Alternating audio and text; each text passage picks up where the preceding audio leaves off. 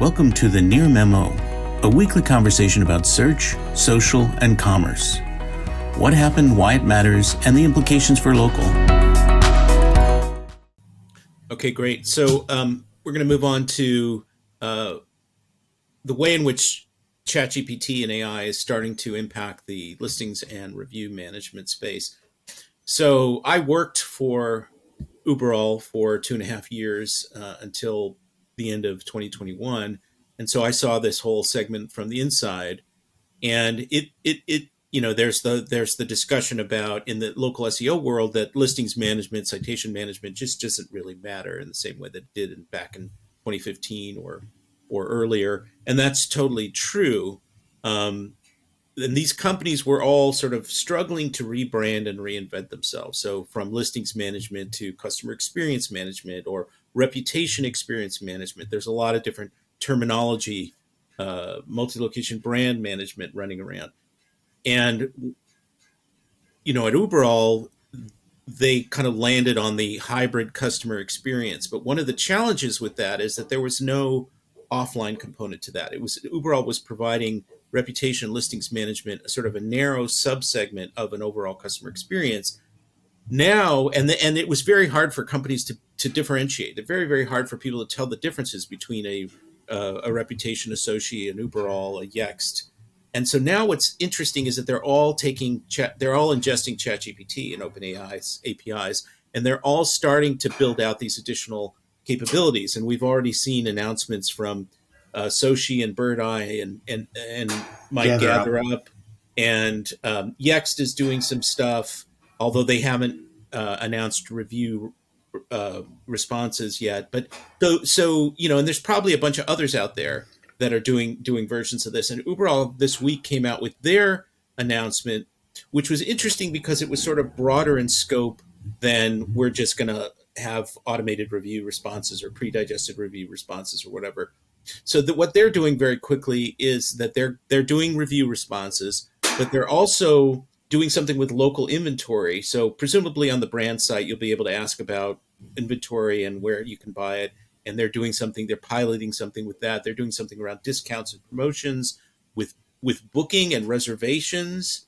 And so I think that's really interesting because it expands the scope of what these companies can do. They have all wanted to move in these new directions and build these value added features, but they weren't really doing it on their own. And now but people would argue with that, but they weren't really. And ChatGPT has now come along and enabled them to dramatically expand what their capabilities are. And I just think it's really fascinating. And so we're moving out of this sort of listings management world, which is still relevant, especially to enterprises, and moving into a new world that does look much more like a holistic customer experience or customer engagement tool. And I just think it's very, very interesting. I don't know where it's going to go, but it sort of allows them to build out things that they weren't going to be able to do on their own on some level. And those are all things that push back to Google: inventory, specials, review responses. To some degree.